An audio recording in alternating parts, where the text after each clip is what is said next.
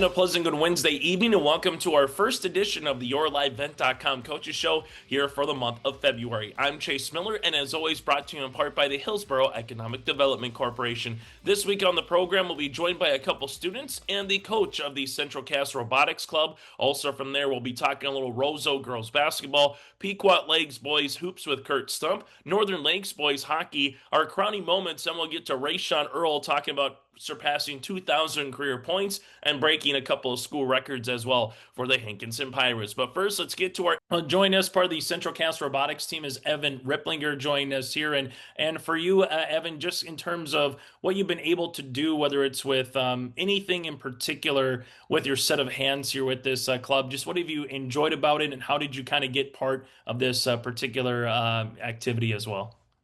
Well, I joined about 6 years ago, and it's kind of a lot of people encouraged me to join because it's a really fun event. Most of the highlights is that it's really fun, and it's not just about building a robot, it's also about connecting with a team and presenting with people and all that type of stuff there. So it's been really fun. We built the robot this year. This year we have to pick up artifacts, and we've been doing really good. Take us through kind of what do you do with the robotics team? Are you kind of a builder? Are you a coder? Are you kind of, so to speak, a student coach? Just take us through kind of what you kind of do with the robotics club. So I have designed the robot, built the robot, and I drive the robot. So designing, we've gone through many different iterations there. We've gone through like probably about 10 designs or so. And then I'm one of the drivers. There's two drivers. It's me and my buddy Grant. I drive what we call the base. So that moves like left to right and like drives around. And Grant, what he does is he launches artifacts like out of our outtake. So we have to launch them into like these little goals. And yeah. Evan, for you, what's been something you've really enjoyed about being part of the robotics team that maybe you weren't expecting to now that you've kind of been in it for a couple of seasons and a couple of years now? One thing that I think is really fun that I didn't really expect was the overall community. I mean, there's been teams from like everywhere across North Dakota that most of them I haven't even heard about until now. And I'm extremely glad to be even a part of this because there's like even like our mentors, they've been doing this for many, many years, and it's been just so much fun. How many parts and what's kind of a season like if no one's talked about robotics or seen it before? So kind of when you get your assessment, when you get your game plan of here's how you're going to build, just take us through some of the components and how long it kind of takes to rework, the robot itself to kind of get to the specifications that you're looking for. Well, at the start of the year, there'll be the game drops, what you call it, and that's where the whole entire game is released and announced. And then from there, we all kind of put our minds together, think of what we could do, what couldn't work, and all that stuff. And eventually, we come up with our first like initial design that kind of all of our minds like go to use. We do whatever we need to do to build that, and then we test it. And whatever we need like to fix from there, we'll be like, oh, we need to have a different angle. Oh, we need to have a higher RPM motor or whatever could go along those lines of that. So it slowly gets improved as the season goes along, and yeah. What's been your favorite game design or what's been your favorite robot build so far to this date? Probably our current one right now because there's just so many unique aspects that like a lot of teams, like at least I haven't really seen. So for our intake, we use gecko wheels they're called, and they're a little bit stronger and they suck up the artifacts, but I think it's a lot better. A lot of other teams they use rubber bands to suck them up, and yeah, that's one of my favorite parts. How long is this? If someone asks, kind of, every season is different when it comes to sports. Same thing when it comes to music, debate, speech. Everything's got its own unique calendar. So, kind of, what's the calendar like when it comes to robotics in this particular event and function that you're participating in? Well, for each state, there's different events. So at the start, it'll be a regional. That's usually in January. But the game drops all the way back, usually in like August or September, somewhere around there. So there's about a good few months there that you get to like time to design the robot, build the robot, all that stuff. And then after the regionals, a few weeks later, there'll be state. And if you make it past state, you'll go to something called Worlds. And along with that, there's also another thing, like there's other events that you can do besides that. Like we're going to Washington, D.C. That's a whole entire separate event that's not even included with like the main line of where you're supposed to go. So yeah. Yeah, let's go over a couple more questions for you here, Evan. You mentioned Washington, D.C. What are you most looking forward to? Kind of getting out there, and have you been to D.C. before for any other school events or just, for a vacation with family or friends? I've never been to DC before, but I'm very excited because we're not only going there just to compete and just it's all about FTC and all that stuff. We're also going there to see the sites, like see maybe even the Washington Monument, all those different types of things. That'd be really fun to see for the first time, like Washington person like me. Favorite all-time memory? Is it competing? Is it an event? Is it just kind of getting your hands dirty, so to speak? What's a couple of favorite all-time memories that come about? Well, my favorite of all time was last year when it was a state and it was we were like third or so in overall robot and we needed to get the something called the Inspire Award if we wanted to go to Worlds and we didn't know if we did or not. And as they like announced their name that we are going to Worlds, everyone was so excited. We were all just cheering and we got some pictures, whatever. But afterwards, telling like my parents like we're going to Worlds, that was just such a cool memory for me. So. Final question that I'll have for you here. Why should someone give this a shot if it's new in their particular school, or maybe they have a friend that is doing some kind of robotics or some type of a part of that activity? Why should someone give it a shot after experiencing it for a couple of your own years here, Evan? Well, you should really join first or FGC, whatever you need to, because it is not just about the robot. If you love building robots, love all that stuff, you should 100% join. But there's also presentations you gotta do. There's also like different places you go. You get to see the world, and it's all in all just a really, really fun event. Awesome. Evan, thanks so much for your time and best of luck in DC. Yeah, thank you too. Have a good day. Join us, Grant Burchill, now part of the Central Cast Robotics team. Grant, let's just kind of first start. How did you get into the robotics team, and what have you enjoyed about it to date so far here out in Central Cast? Well, I really started, it was in fifth grade, and our coach, Miss Haley, came into our room asking if anyone was willing to come and start a first Lego League team because it's the first one at our school. And I signed up for that, and I did that for 2 years. And across the room, I've been watching the first Tech Challenge teams, and I was always wondering, what can I do to get over there? Because that seems like so much more cool. Able to be part of robotics now, what have you kind of doing this year with the team, and what are some of the skills that you've kind of learned so far this season? I'm one of the drivers, me and Evan, and I help build. We're one of the main guys for that. I've started out with coding, but our teammate Davis, he really took that up. Uh, I think I've learned a lot of code and just a lot more about our teammates and what kind of people they are. What does the robot this year? What's kind of what's its function, and what do you do kind of as a driver here, Grant? I control our intake and outtake, so I'll tell it like when to turn on and off, and I'll feed the balls, the artifacts as we call them, into the outtake and those Evan will drive it around to go line up with our goal, and then we'll know when it's ready to launch. For the game itself this year, just kind of take us through if someone's never seen robotics before or been to a competition, how do you kind of best describe what it's like when you finally get to an event and what you're being asked to do as a team or yourself individually here, Grant? So what are some things that you can tell the general public who's maybe never, been to a robotics competition before? Well, robotics competition really isn't like any of your other sports or normal team meetings because it's really different. Because there you'll have your main game, which would take like 2 hours and then you're done. But robotics, it's an all-day thing, but that just makes it so much more better. Because you'll have your presentations at some point, and then you get to spend a lot of the day talking to other people and finding out like who they are and learning about their teams. And then you'll have your actual matches. So you'll have like five of those, and they'll be scattered about the day. For you, what's a favorite memory so far being with the robotics team to date at this point? Uh, I think my favorite event or my favorite time was also last year when we got announced to go to Worlds. But I think I really just enjoy being here and being hands-on with a lot of stuff. What are you most looking forward to getting out to DC? And have you ever been to the nation's capital before? I think I've been there 3 times. We had family who used to live there. I'm really excited just to learn more about the history and see some of the other teams from different states. But I think my favorite part I'm most excited for is the airplane museum. I don't know if we're going, but I really want to. For you, Grant, why should someone give robotics a try if maybe their friends are doing it or they've kind of walked by and said, "I wonder what this is all about." Why should someone give it a shot?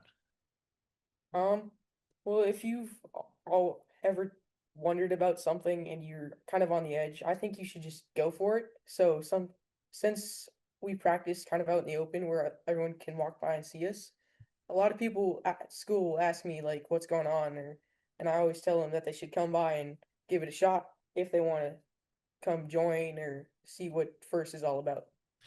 For the robot itself, what do you enjoy most about it? Is it, building it from scratch? Is it driving? Is it coding? Kind of what's some things and skills that you've worked on that you really enjoy most about the team and maybe just individually as well, Grant, here? I really enjoy like designing and getting to build it, but then some of the fun times are when you get to drive and see what if you can put your money where your mouth is and score better than the other teams. Just show one another up. How big's the robot here? What are we talking about? Oh, foot by foot? Are we talking about 4 feet by 4 feet? How big's the robotics that we're talking about here? Our robots are 18 by 18 inches. We have ours if you want to see it, so we can do that now or later. Yeah, well, we'll get to that in a moment here, Grant. Final thing for me that I just kind of have, what's the game like this year compared to last year as a student? What are some things that are similar, or is it a completely different setup from what maybe you kind of were working with last year as a robot? Well, last year it was little cubes or rectangles, and they would always be like right in the middle in this little area that would they would stay put. Where this year we have giant 5-inch wiffle balls, and these go everywhere. So they roll, they do not stay put. And this year you have to launch them through the air, and last year that was a penalty. So last year we had to like lift those and put them in certain spots. This year we have to launch them across the field. Hey, Grant, thanks so much for your time and best of luck in DC coming up. Yep. Join us now is Hadley Ellenson here, part of the Central Cast Robotics program. For you, Hadley, just what have you enjoyed most about robotics in general and your team out there at Central Cast? The thing I've probably enjoyed most is just getting to be together and working together and like doing fun things together. Yeah. When it comes to the robot itself, are you more of a driver, a coder? Are you just a little bit of everything? So, what have you kind of been doing so far this year here? So I don't really do much with the robot. I know how to drive it, but I'm more of I make our portfolio and our presentations and stuff like that. Take us through what it means to be part of the media portfolio. I guess kind of more of a PR person. What does that kind of all entail with your club? So for the portfolio, it's basically just a document that has everything about our team, our outreach that we've done through the season, and everything about our robots and lessons we learned, stuff like that, with a lot of pictures and descriptive stuff. And then we have a presentation and we present for each competition we do. Um, that's not as specific, but it still talks about our outreach, our team, our robot, everything like that. For you, Hadley, just how much time and effort is kind of putting all those things together before you get to a competition? And then how much are you speaking to other members, other teams, just other people throughout the course of an event? Yeah, so it's a lot of work because we're always changing things up and um, making new things, and we have to talk a lot to get the information in there. And then with the designing part too, we want to make the whole thing look really cohesive and put together and professional. So, For your tenure with the robotics team, what are some things that you've been able to do outside of just marketing portfolio, so to speak? Hadley, what are some other things you've kind of just gotten to learn a little bit through your skills? um, I've learned a lot of communication skills and presenting skills through this, which is really great for the future. I've also learned how to talk to people better and mostly stuff like that. What kind of just got you into robotics here, Hadley? How did you kind of get your toe in the water a little bit here? So when I was in kindergarten, my parents started mentoring at my sister's school, and she was in First Lego League. And then when I moved schools, I joined the Junior Lego League, and my parents also coached that as well as First Lego League. And I would watch all of my sister's practices until I could join in fourth grade, and then just kept going from there. And I really enjoy it. So. What's been your favorite memory, whether it's something this year or in future or in previous years to this point? I think one of my favorite memories would be last year at Worlds in the hotel. After our competition, we would sit in this little area outside our rooms, kind of like a separate lobby type thing, and we would play games and like just talk. Yeah. When it went from that standpoint, why should someone kind of just join robotics? What are some things that you tell someone if they're maybe on the fence of learning more or just, being part of the team? Uh, if you want to join robotics, it's a really great experience, and you learn a lot of things which are really helpful, and it leads to a lot of future careers and new connections with people that you may have never talked to before.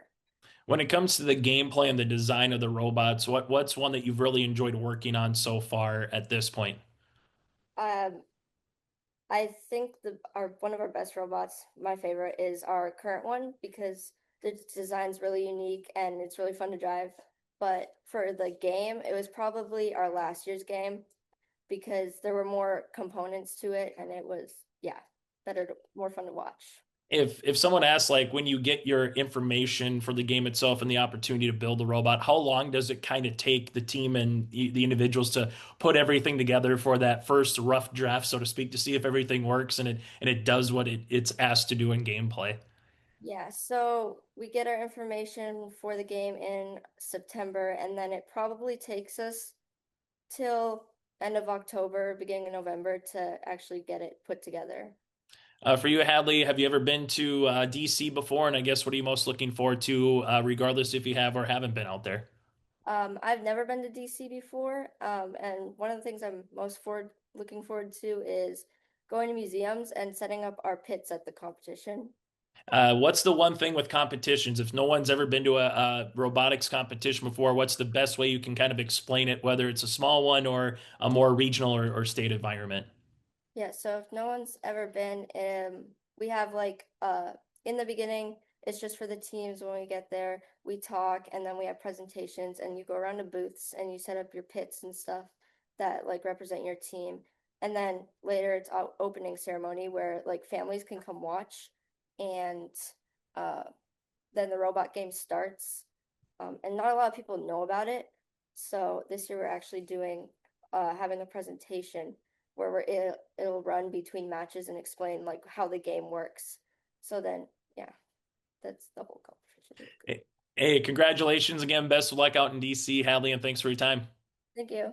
Well, joining us now, part of the Central Cast Robotics team, is Coach Deborah with us here. And for you, Deborah, just taking a look at, the generations, I guess, of robotics is really coming into its own in every year, and just terms the talent that's there for both the robots, but the students themselves who put it together. So just kind of take us through, first and foremost, your just kind of journey through robotics and kind of what has landed you now with Castleton and everything that you're doing out there here with Central Cast. Yeah, of course. Well, it's actually really funny. I actually teach English here at Central Cast. So when people hear I'm the English teacher, they're like, "Oh wait, you're not the STEM coordinator?" I'm like, "No, no." I was a robotics kid growing up, so I was a part of Best Robotics. I was state champion twice, my sophomore and junior year. So that's where I kind of got the robotics bug, so to speak. And then when I was in grad school, I started mentoring and coaching the Kindred Lego League team. And then I got my first teaching job and started coaching down in Milner. And then when I came to Central Cast in 2022, I was in my interview and they were like, "Well, do you coach anything?" And I'm like, "I coach Lego League." And Mrs. Narum about fell out of her chair because they'd been wanting to start a program here. So I started the first Lego League program 4 years ago with the younger kids. Grant was actually on one of my first teams. And so is Anna, who's one of the other members on the team. So it's kind of fun to see them continue through. But then, so I worked with Mrs. Fornes the first year. She was the one who started the program at Central Cast originally. And then after my first year, she stepped down as coach and I stepped into that role. So, and then I've been head coach for 3 years. So roughly how many teams, how many members, just kind of what is the robotics program right now in Castleton, give or take, and just kind of take us through what the course of a year brings. Is it they have to be in it come, day one of school, and does it go to day end of school, or can they kind of say, here's 2 or 3 months that I'm free with my other activities or school events that I can make time to be in robotics, Deborah? So how does that all kind of work out there at Central Cast? It's a challenge. So we've been growing each year. So currently we have 3 teams in each category. So Lego League, we had 20, I started with 30 kids total and we had 3 dropouts. So I had 27 kids at the end. I took 26 because one kid had a wrestling tournament to Fargo, to NDSU to compete. Our season starts in the middle of September. And we practice every Tuesday and Thursday. For the Lego League teams, they practice once a week just because I can't handle that many kids all around. When everyone's here, we have probably 40 kids running around the STEM center. So it's kind of crazy. I have some amazing parents that help out. Hadley's parents, Andy and Kristen, help out. I have Jim Waugh and Evan Anderson, Andrew Krause, who's a Central Cass graduate. They help me with the Lego League team. So I'm kind of the overseer and they're my assistants to keep everyone under control. The older kids, they practice again twice a week. But again, it works around with other activities. We do ask that they make about 25 practices, and we have about 50 practices before our regionals. So if they don't quite make that practice mark, then they don't go to competition, but we haven't had that issue yet. And we work pretty well. Like, we understand that it's a really long season. Like the kids mentioned, season drops in September. We're revving up for our second qualifier this Saturday. So it's a hefty season. We have state February. So for our Lego League teams, we had 2 teams qualify for state. So they'll be going to state February 7th at UND. And then for the older kids, we had 2 teams already qualify for state. So that'll be February 14th over in Bismarck. And we have one more team that we're trying to get qualified, and that'll be this Saturday. We're hoping to qualify them at the NDSU regionals. For you, Deborah, we've heard from some of the kids, and this might be foreshadowing a little bit more than backtracking, but able to go to DC, just take us through what that event kind of is. How did that come about? And what are the students outside of, obviously, the history in the nation's capital going to all experience once they get out to the East Coast? Yeah, sure. So this is a new event. It's the inaugural event for it, which is pretty awesome. So we received a notification from FIRST, the organization, saying, hey, we're starting a new event called the Governor's Cup, and we're going to take one representative from each state. If your team wants a chance to represent them, apply. So they had to go through and answer 6 different questions about kind of what makes their team unique. How are they a good representative for their state? We actually had our two of our teams apply. So the Robotic Rodents, which is the team you've been talking to, and then the Wild Squirrels, who's our junior and senior team. We don't know how many other teams applied, but those 2 teams applied, and Governor Armstrong chose the Robotic Rodents, so they were selected. We've been able to see which teams are going to. There's going to be 50 teams total there competing in a robot tournament. It is closed to the public, but they're hoping that governors will come and senators and kind of showcase what this program looks like and what opportunities it can provide the students. So we're super excited. The way our schedule worked out, we're able to have about a day and a half to tour around DC and go to some of the monuments and stuff. We're hoping to talk to some of our senators and maybe get into the White House, but we're not sure on that tour yet. And just kind of enjoy seeing the nation's capital. And then we're really excited to see some of the other teams. We have gone to Worlds. Our program has qualified for Worlds twice. So we recognize some of the names. There's a team called the Astro Vikings that we're like, hey, we remember them, and a few others. So it's kind of fun to see these teams from like all over the United States that we would have no idea who they are. But through these competitions, we're able to connect with them. There's obviously community is a big word, I think, in the robotics world, but also robotics community. Obviously, no pun intended with that. But before we talk about that part, let's just talk about what the students are able to do. Hearing from some of them again, in terms of marketing, being a coder, being a builder, being a driver, being someone who does some outreach. So just take us through what some of these students learn throughout a course of 1 or 2, 3 years being in the robotics team, and how does that just help outside of, the STEM or outside of the robotics community here? Yeah. Oh, they learn so much. They push me under the table with what they can do. What Hadley can do on Canva using the presentations and the PowerPoints, like, she puts me to shame. I come to her and I'm like, hey girl, how do I take the background out of this photo? And she can figure everything out. She got the Photoshop down. Her designs are immaculate. The boys for coding, the driving, like, it's just so cool to watch them go through the engineering design process every time and figure out how things work. Central Cass Robotics currently has 4 seniors. All of them are planning to go into some type of engineering or STEM related program, which is really cool to see. And we have quite a few younger kids that are also planning to go into the engineering world. One of the main quotes by Dean Kamen, who started FIRST, is robotics is the one sport where every kid can go pro. So it's kind of cool. And it's really cool to see that come true in our organization. Drew Krause was a senior in our program. He's currently a software engineer student at NDSU. So he's he was one of our main coders and catters. So he's used to those programs as well. So the skills they learn here make them very employable. I've also been told by like the middle school teachers, like, hey, those Lego League kids, they know how to present because they have to, be able to present in front of judges and clearly explain their ideas and answer questions. And it's just really nice skills to be able to have in your back pocket. The one thing about it, again, going back to the community part of it, just like any, I would say, activity or athletic program, right? If you're in the school play, if you're a football player, if you're into the drama program, so to speak, there is that tight knit stuff. But what makes the robotics community maybe a little different than any one of those others, from speech to, volleyball to anything else that's within a program or in a school?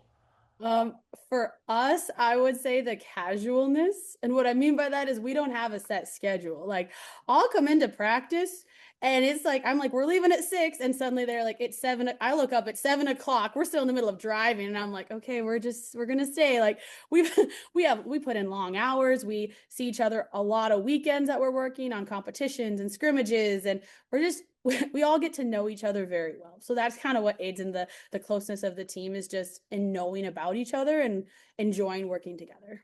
Final thing that I'll ask for you, Deborah, if someone asks you a question in terms of what should someone know about robotics, what is a good answer, so to speak? Because it obviously can go a ton of different layers. It can go a number of different ways. But when someone asks you about robotics or how did you get into robotics, what's kind of an answer that, is kind of simple out there for the common fan, the common parent who maybe their kid's doing it, for the very first time?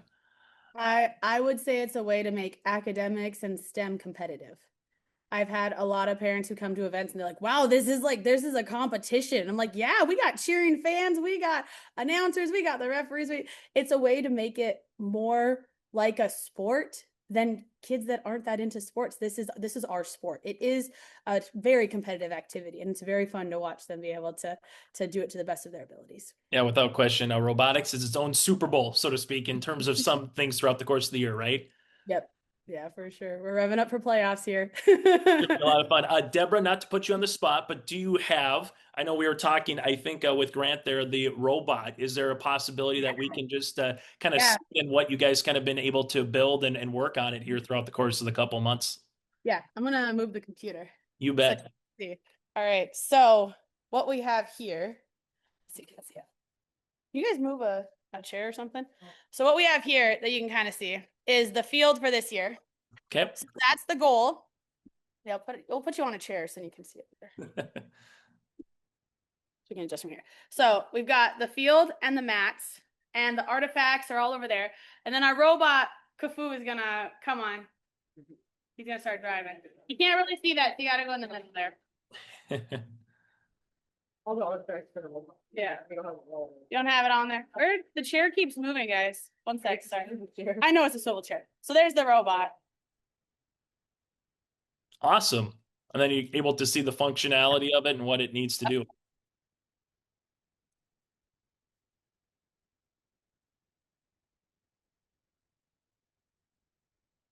So the goal for this then is to make sure it gets up into that bin, so to speak, for a Yep. point. So you turn it off for a second. Okay, so turn it off, then bring it over here. So they're allowed to pick up to 3 artifacts at a time. So some teams can only pick up a couple, but we can pick up 3, and then we shoot them. And so let's see if you can see this like that. Not really.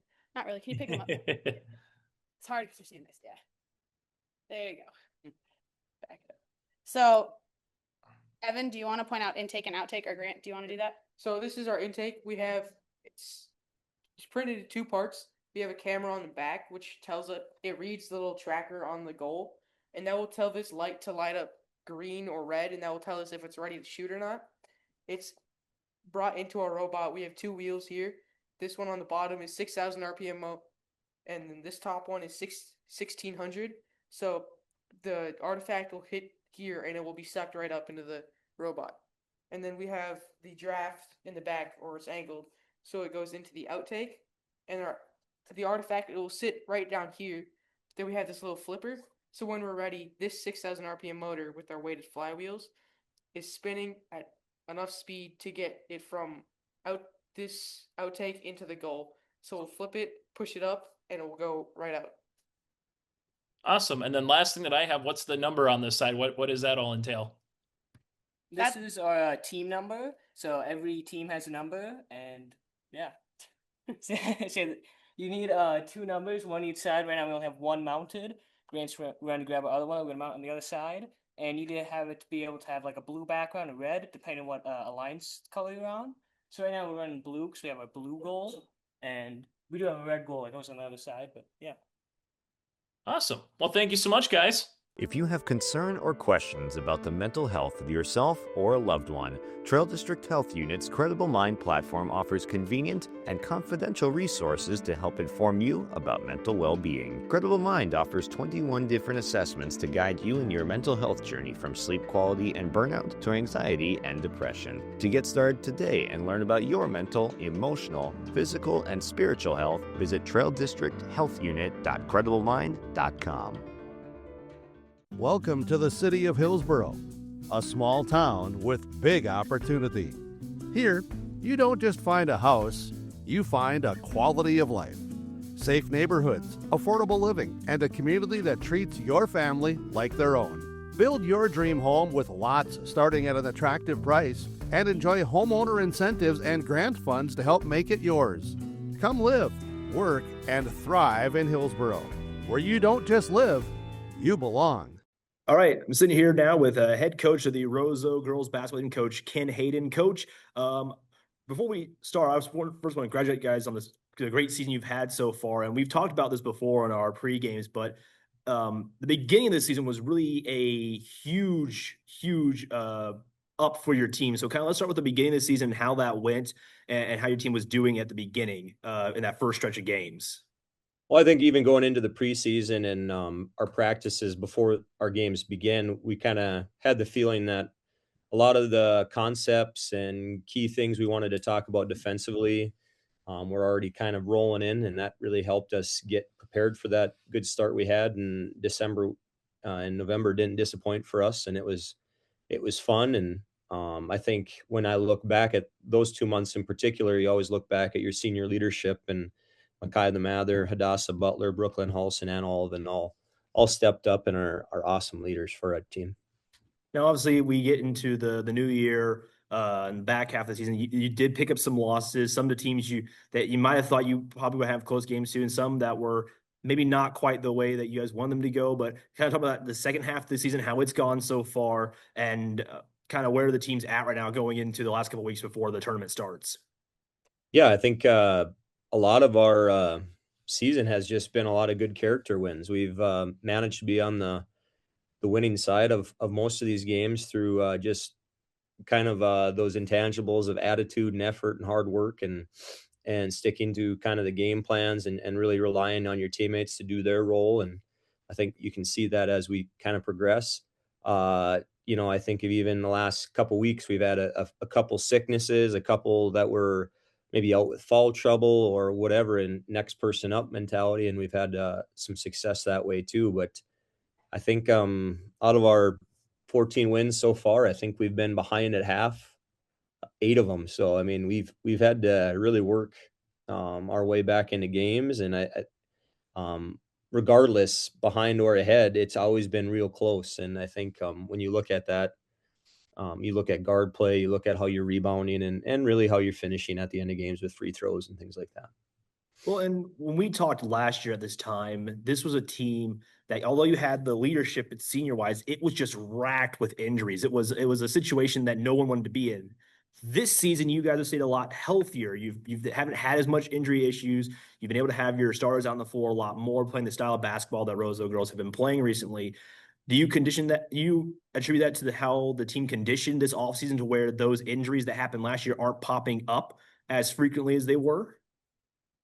I mean, our girls definitely have a dedication to the fitness center and weight room in the off season, and also they're involved in multiple activities. I know our starting lineup all does 3 sports, so each one of them has a unique aspect they can bring as far as their athleticism, and we do have some good athletes that come out, but I think that does help when they're involved in other activities, having high success in softball and volleyball and track and golf, and however that may look, really prepares you, and maybe can kind of get rid of some of those nagging injuries that might be overuse injuries, I guess you could say, with different cross-training activities.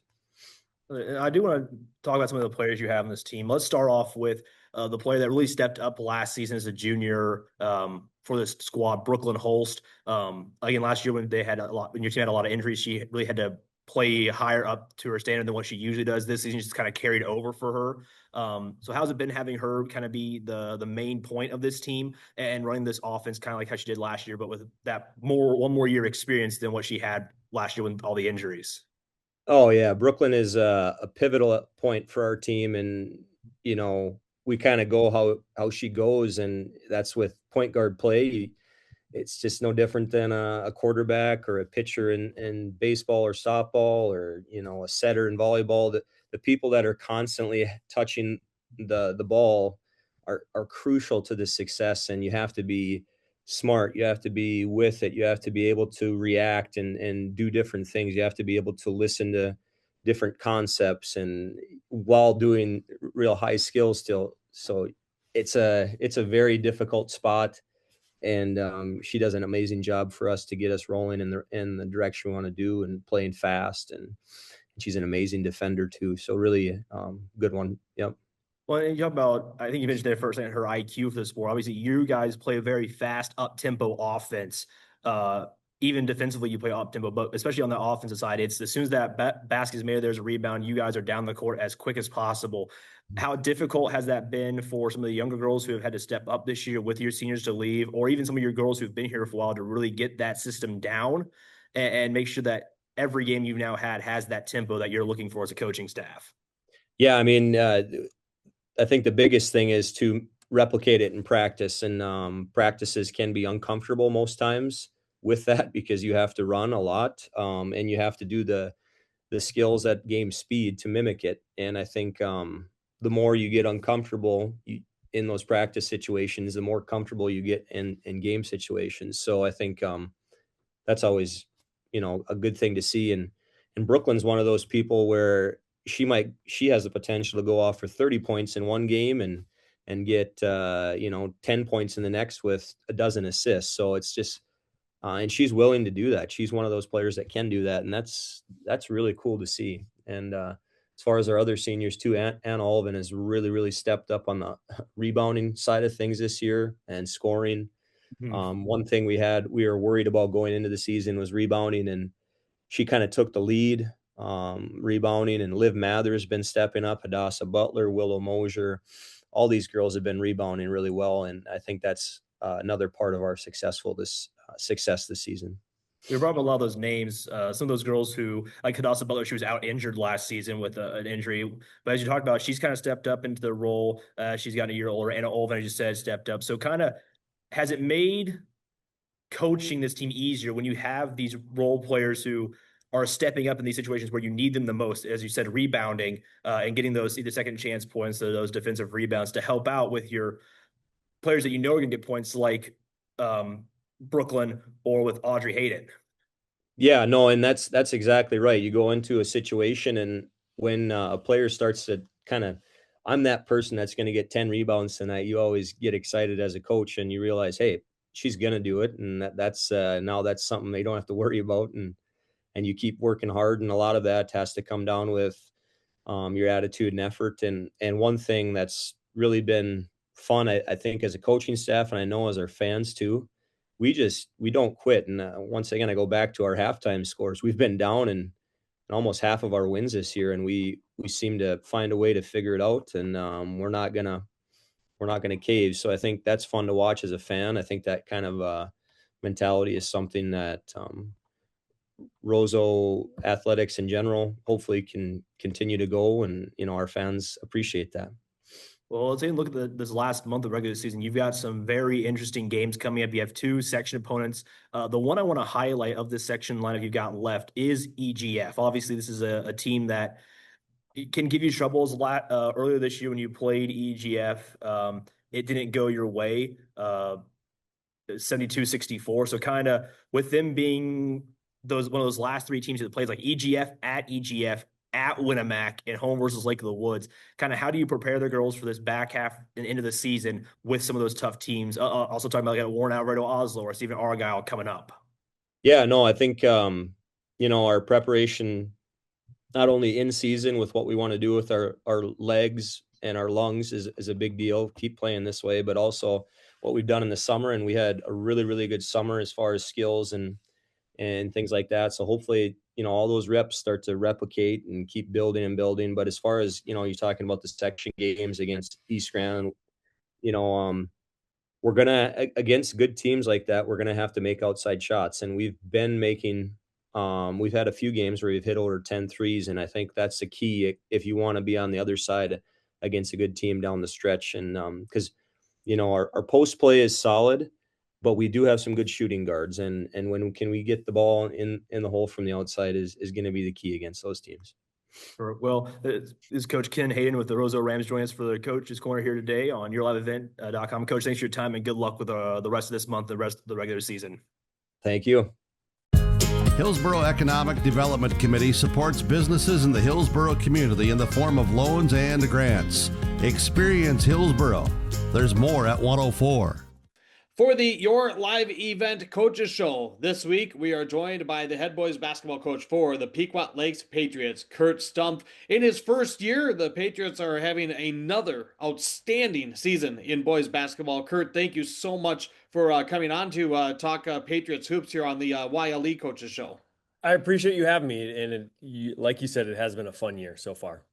Now, you have an interesting scenario where you are the superintendent of schools as well as the head boys basketball coach. And I bring that up because you and I have gotten to know each other. We've known each other for the past few years in community, what you do for the community and the school district there, Kurt, what was not the process, but coming in, wanting that boys basketball job as the superintendent of schools, did that put any oddities into, kind of the process of how you and wanting to get into that job? I was a head coach in Piers for 8 years and then have coached AU, I would say 14, 15 years, somewhere around there. And so it was one of those where, as opposed to coach AU and travel over the upper Midwest, going to AU tournaments in April, May, June, and July, it's like, why not just invest in our student athletes and our families and our community here in Pequot Lakes, as opposed to, other players or another organization. So it just seemed like to be the right fit. And we do have great people here, great players and great families. So I do feel blessed to be in this situation. Of course, the other interesting part of it is the fact that you came into a spot where the Patriots are right now hoping for a 5th straight trip to the state tournament. We know the goals are high with the head coach Spitzka stepping down because he's got family, he's got the kids going through the system, a daughter that's playing, and so coming into you knew what you were coming into in terms of a studded player lineup, a district that has seen so much success. So my question to you, Kurt, what was there any pressure or what kind of a mindset did you have coming in wanting this job and knowing just how high the expectations are for Patriot boys basketball? Yeah, that's a good thing, I would say, for Patriot boys basketball, is that there are high expectations knowing what's happened previously. But I think we've tried to focus on just getting better. And especially as you can see throughout this year, we've had some injuries at the beginning. Will Broskovitz came back, a couple weeks into the season. Zach Drown came back, 4 weeks after that. Now Tulloch Birkeland came back. So it just continues to evolve, this team, and, rotations, dynamics. So while there is pressures for that, I think we've had more on our plate of just getting better and figuring out some lineups and how to play with each other. You have, of course, with the state tournament experiences and the run that they've been on, you, of course, have the nucleus of players that have been a part of all of those teams. Coming in with your systems, how much were you playing with the things that you wanted to put into place from your coaching experience, but also keeping some of the systems or some of the pieces of it in place that has made this program so successful in the last 4 years? Yeah, we've kept, I think Coach Mardig and Coach Spitzka did a, great job, especially on the defensive end. And, they're 1-2-2, full court. And players have bought into that well before my time. So I think there's some of those systems that we've kept around, and yet maybe more of the man defense and some other offensive philosophies we've maybe tweaked or changed to fit this team's person. personnel. But I think it's hard for me to be in this position and not recognize and appreciate the work that's gone in, whether it's the coaching staff before the youth coaches that invested time into our program all the way through. And then speaking of personnel, I'm in year 26 and I cannot think of a team ever, and I've covered always small schools, but I cannot even, I don't know if I can come close to thinking of a team that has the depth of this year's Patriots team. I mean, you go 10, even you can go 12, 13 deep on any given night. And I know there's obviously a lot of positives to that. There's also, I'm sure, some challenges with that. And you and I were just talking about it. You're 15-1. And because of those injuries, because of trying to, you're still working on the rotations, but I can just about imagine what your practices are like with this group, Kurt. Yeah, and I've been in around basketball and coaching, whatever it is, 20 some years. And Coach Stanfield, assistant coach, same. He's been around it longer than I have. And we're both in the same boat if we have not seen the depth of a team like this. And so, as you said, there's a lot of strengths in that. And there's some challenges, but we'll definitely take those challenges because we do have fun practices. We're able to compete. And even well, the fun part is actually, so we'll practice with our JV, and so we'll have 2 varsity teams going, and we'll play against 2 JV teams. And I can tell you right now, our JV teams give us a run for our money as well. They compete.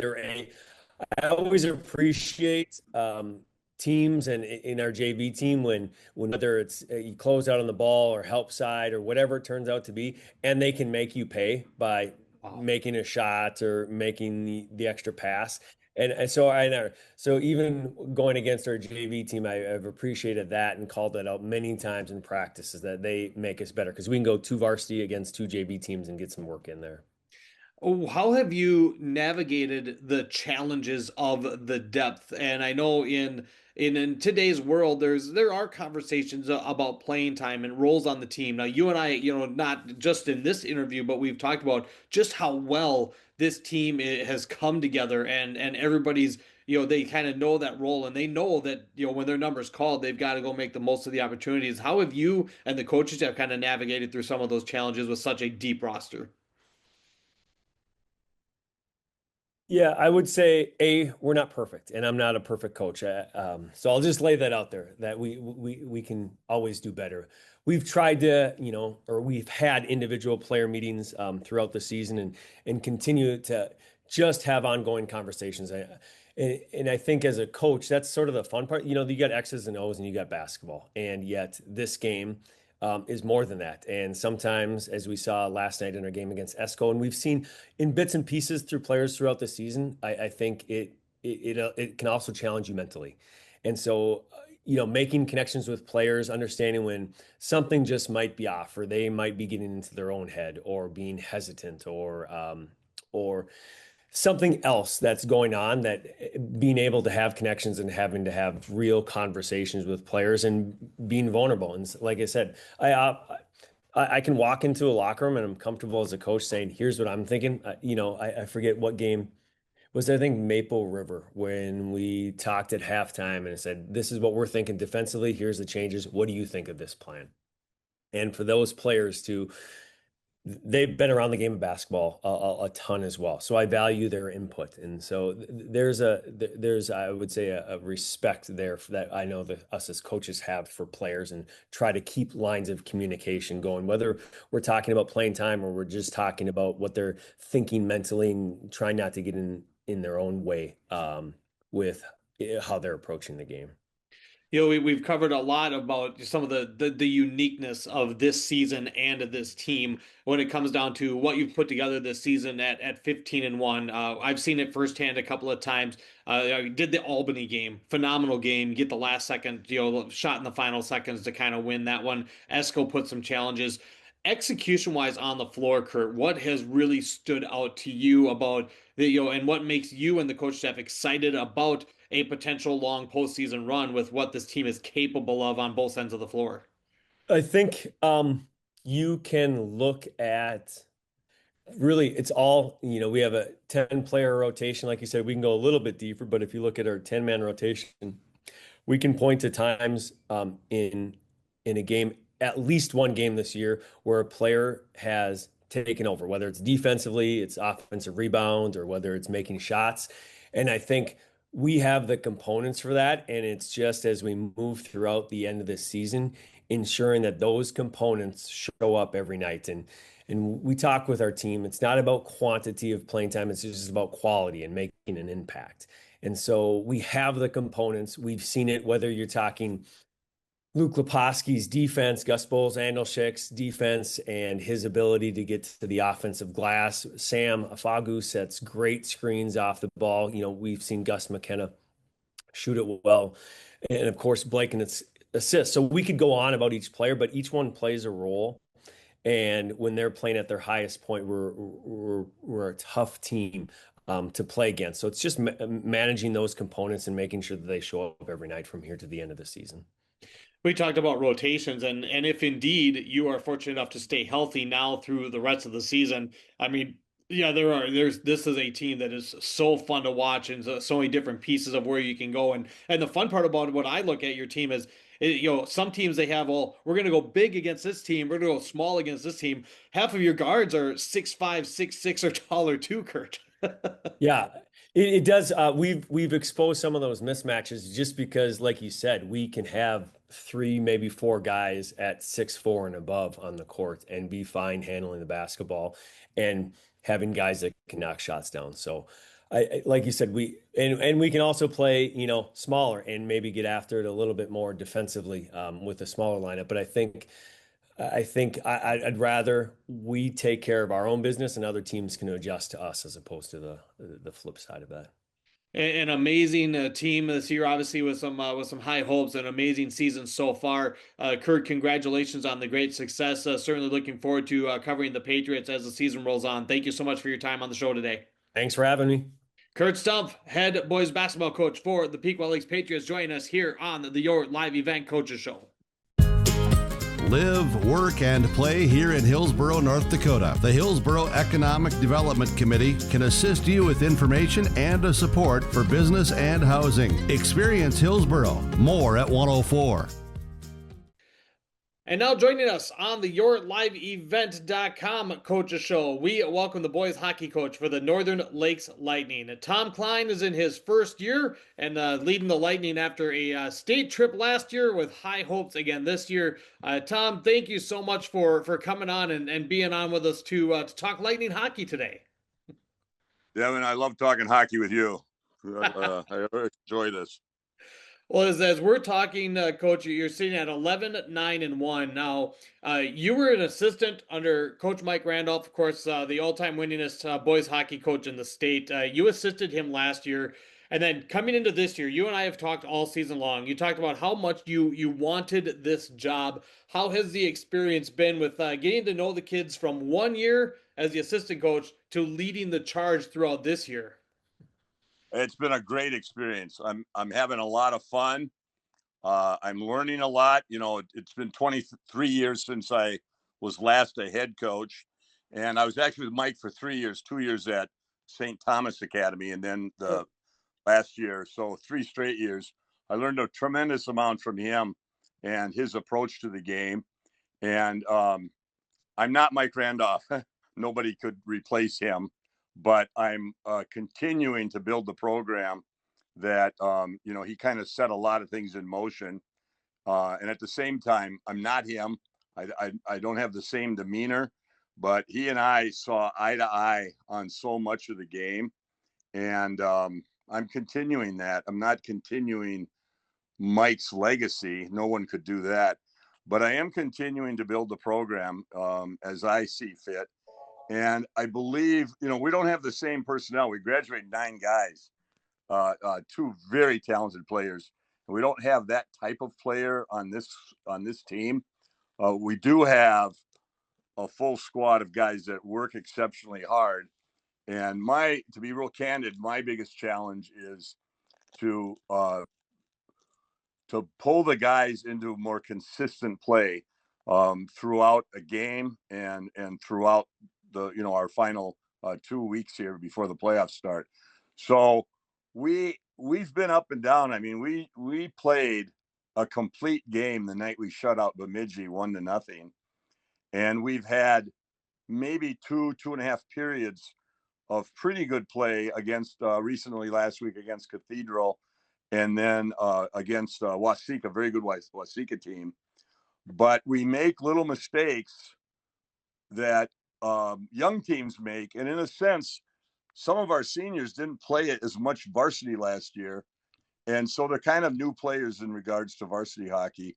And the biggest challenge facing me right now is getting consistently championship type play that I've seen in 2 periods through much of the season, but I need to see it and I need to coach it more for a whole game the rest of the way. And that's I'm just being candid. That's the biggest thing we're working through. So Well, 3 times, maybe more, we've had a 2-0 lead in a game or a 2-1 in the first period, and we've dropped the game. And it's simple mistakes. We're not going to change the way we play the game. I just need to really focus on consistency. Well, and that kind of took the question I was going to ask was kind of about those certain games. I've seen a couple of those that you got the early lead and things slipped, but this has also been a year where after coming off a state tournament trip, we've seen how you're able to bolster the schedule a little bit. So the record may not look real flashy, and we know that in a lot of sports, especially in Minnesota State high school boys hockey, coaches don't care if you're going into the playoffs 500. It's what kind of competition have you played? What have you been able to learn? What do you feel with 4 games left? I think 4 or 5 left for the regular season. What do you like of what your team has been able to learn with a challenging schedule like this year? A couple of things. We've had really good goaltending, and we have had really consistent high energy effort, which is none of the systems or the structures that we put in place matter if we don't have that. So I like we played 5. We were supposed to play 6. We lost the game with Gentry. They overscheduled, but we've had 5 games with AA teams, and we've played some of the good single A games. So we've had a tougher schedule than we had last year, and because of that, I was kind of expecting. I wouldn't be surprised if we're hovering right around or a little bit above 500, and that is exactly where we're at. So we don't have this marquee goal scorer, and we don't have a marquee D that can be on the ice half the game, but we do have, in place of that, guys that really work hard. So to answer your question, to get back to the point, I like the schedule. I think it's prepared us. We have 4 games remaining. We've got a really tough one with Thief River Falls on Friday night. And then Tuesday the 10th, we go to Sartell. And I believe those games will serve like all the other tough games have. And that is to force us to continue to play at a high pace. I just want to cut down on some of the simple mistakes we make in defensive zone coverage. And that's where, as you kind of said, sometimes it can even be tough to pinpoint of what exactly goes on. So if you had to try to figure out one key component that would bring this consistency that you're looking for to the Lightning over the last 4 games, that light bulb moment, if you will, Tom, that would say this team is ready for that playoff run. And we'll talk a little bit about sections coming up. But what do you think is one of the key things that maybe you have noticed that they need to correct to make the strong run you want? I'll cut right to the chase.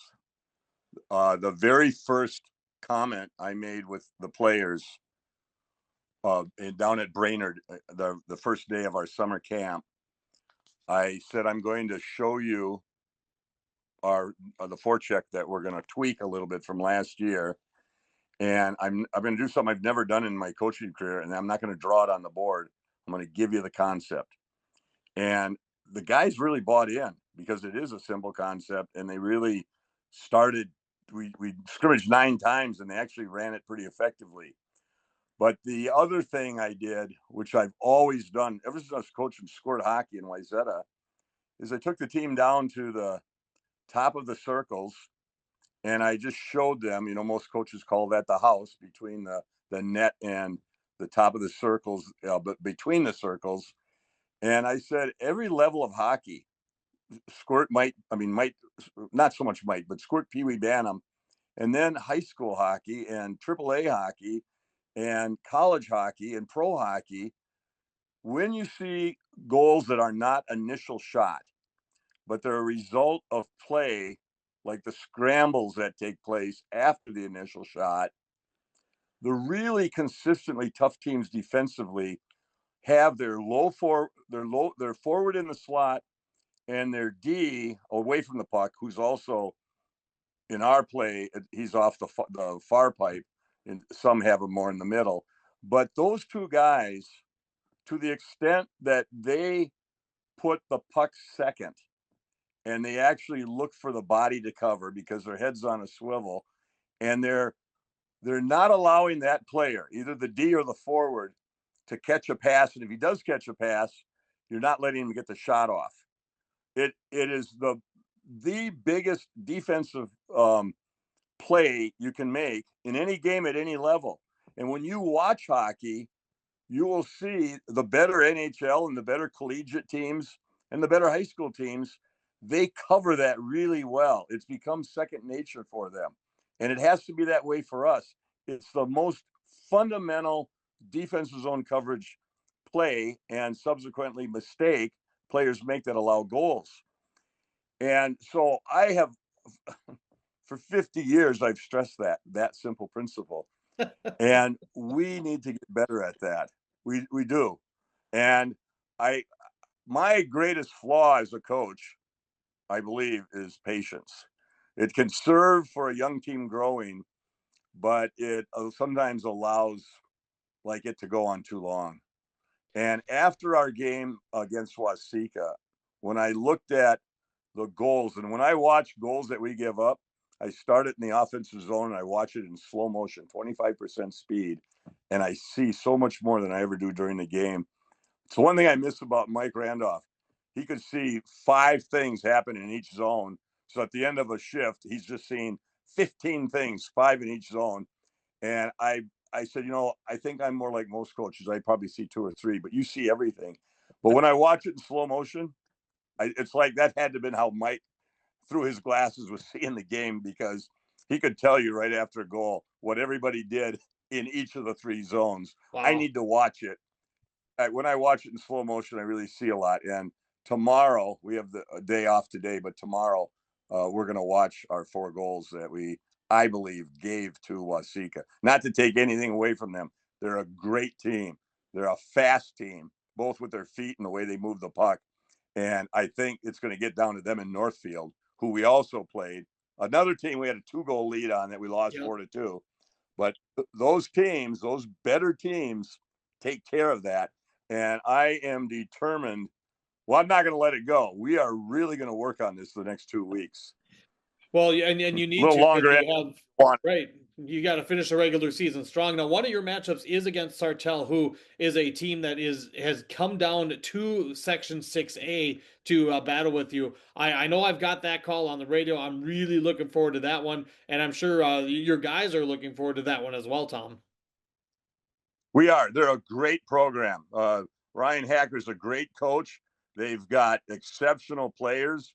I've seen them play, and I'm impressed.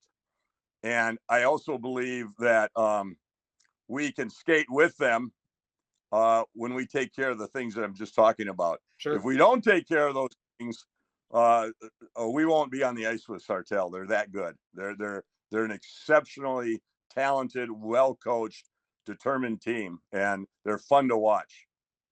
Coach, I certainly having a lot of fun watching the Lightning. A good season so far. Again, obviously, we'd all love to see maybe a couple of those close ones turn into wins. But again, that's all part of the journey. And it's like, it's winding down here in a couple weeks before playoff time. Congratulations on the success. Great chatting with you here for the YLE show. And we'll be talking to you throughout the rest of the season, Coach, on radio.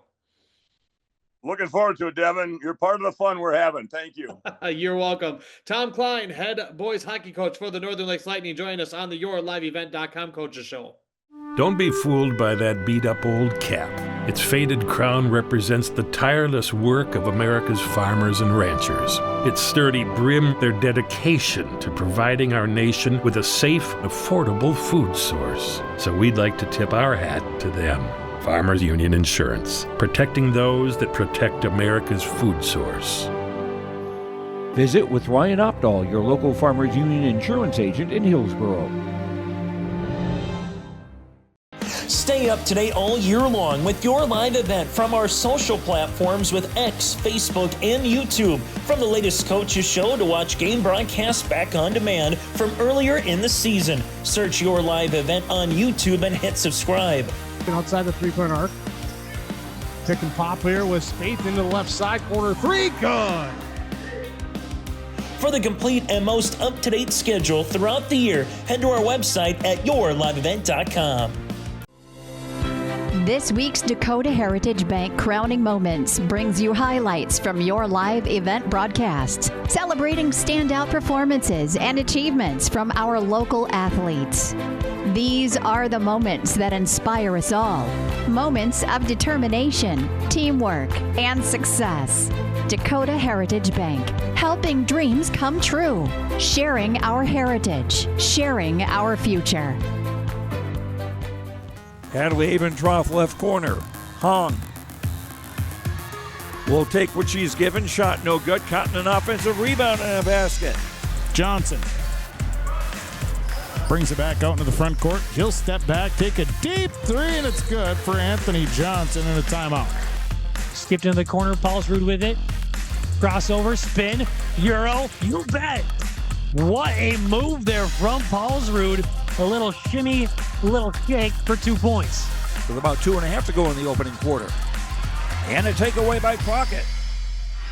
And a layup. And the lead. Freilich kicks out. Burchill fires. He got it. It's a 1-point game. DeBono. Oh, he's cold-blooded. From just inside half court, Noah DeBono buries it. Lorenz got his pocket picked from the seat of his pants all the way up for the jam, the tomahawk home. What a highlight from the seat of his pants. Hayden Saunders ahead to Pierce Thompson. Electric play. Schumacher has it. Got it by Kramer. Schumacher drives. Nice drive, and it's good, and she's fouled. Look for cutting Vertila, nothing there. Liv's going to attack the paint, get some contact, and the continuation for Liv Severson. 70 feet away from the basket. Another one rained down by Carpenter. Left, Guffner. Skip it, Ruckness right side. Look at three. Absolutely beautiful. Rice long ball finding Lomone for a basket. Kittleson awards the pin to Justin Terrell over Greg Ramberg. What a battle that was. Hillsborough Central Valley's Justin Terrell earns victory. Final couple seconds, Jace step back three, and he connects. Jace Sperry, what a shot there. Hallstrom dumps down to Thayer on the baseline. On the left side, Thayer, nice move on that baseline. Bucket good and one. Top of the key, inside, all alone again. And finding the room was Mock again for an easy two. Blake threw her to Dowse. Ticky to Wisniewski. Answer three, left wing, yes sir! Kobe Wisniewski, how do you do? For the rebound, it's eventually taken by Zuger. Quickly up again, and the jam for Ryder Soper. Second one for Nelson, up and made it, and I think that is her 1,000th career point. Kendra Nelson lofting back, inside look, and that pass nearly taken away. Here's Drew Gullickson, and Gullickson reaching over the top of everyone. The senior, and it's 57-45. That ball is tipped away. Hey, look out, folks. Here comes Baco. Ooh, that one was fun. Bull. 2 seconds, they'll kick it out. Sorensen at the buzzer. Up the glass, and Brandon Sorensen with the tying shot. We're headed to overtime. Shot did not hit the rim, so 6 on the shot clock as the pass out here. Stolen away. Minge with the steal. Coming back the other way with the thunder slam. Myers, Adabor up west. Now Engel left alone from 3. Good. Morgan Engel hits the triple. Looking inside. Blocked by Hartle. Loose. And now a potential 3-on-2 brewing back the other way. And a shot from long distance is going to score. Carter Solberg. Schwab drives in. Baseline kick it. How about another one for Sage? Yes! 4 triples. He's got that leg there, Hook. That's textbook for riding the legs. That's perfect. Wow. A pin in 46 seconds for Daxon Tozer. Finger stepped there with the pass. King able to get the interception as we'll go the other side. Here goes Steffens. Able to get the two-handed flush. Wangler. Irie, deep 3. He's good. Morgan ball entry pass. Waldall's shot is no good, and Peyton Hoffman another rebound. Have we got another milestone here? 1,000 rebounds. Lonis back to Deng. They play catch. He drives baseline, has the little defender on him. Oh my goodness! Up and under and one. Dang! Side to Geiger. Geiger wraparound pass. Here goes a Hanson 3. Up and in. 7-all, we're tied. There's Ethan Jackson. Nice adjust on the shot. Steps in and scores. 74-47. Nipstead with the steal. Steal back the other way. Scores. Official down there taking a look. Widener with that right shoulder up just a little bit. Has the elbow trying to pin there for Walker Shelton. A big come from behind for the Williams County senior. Hanson shoots the 3 and drills it. As Fileti looking for a throw, Sorensen trying to counter it. Fileti though able to catch her. Emerson Fileti's going to look for the pinfall. Sorensen going to have to try to bridge, can't do so. Emerson Fileti, the 31-second pinfall victory. And a turn, now going to try to spin around the head. Hartsock going to see if she can pick up the pinfall victory for United. There it is! Brindley Hartsock for West Fargo United on the chicken wing. Anderson has the cradle locked up edge of the mat. Here's Ian Anderson with the cradle. He's going to belly out down on the mat. Shoulders on Iverson, not up by much. Pin there on the Agassi Egg Precision move of the day there for Ian Anderson with the cradle. Simon says celebrate. We have a winner.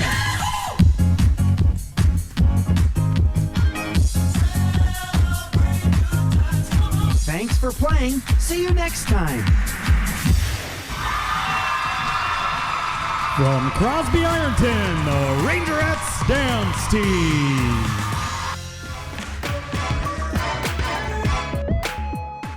As we come back, this interview brought to you in part by Dakota Heritage Bank. Join us here from the Hankinson Pirates perspective is RaeShaun Earl, as RaeShaun able to finish with 23 points. And let's just talk about the start of this game, RaeShaun. You got going early. Your team outscored Maple River 27-11. Kind of played with the pace of play that you wanted to. So what'd you like from your team's start here tonight? I liked it. Coach has been preaching on us starting fast since we've been struggling with that this year. And coming out of the game, we wanted to get up and down the floor. We shot well in their zone, so getting that and some turnovers really helped us play. What does it mean for this team to pick up a road district win, but more importantly, get one step closer to trying to have one of those goals, which is lock up, the number 1 seed going into that district tournament? It's big. We look at every next game as our most important game of the year. So just taking one game at a time will help us achieve that goal. How about Parker Falk? He got a couple threes going in this one. Gunnar Ilg as well got on the glass, able to do some of the dirty work. How about those two guys and what they mean to you in this squad this year? It's big. Having senior leaders out there,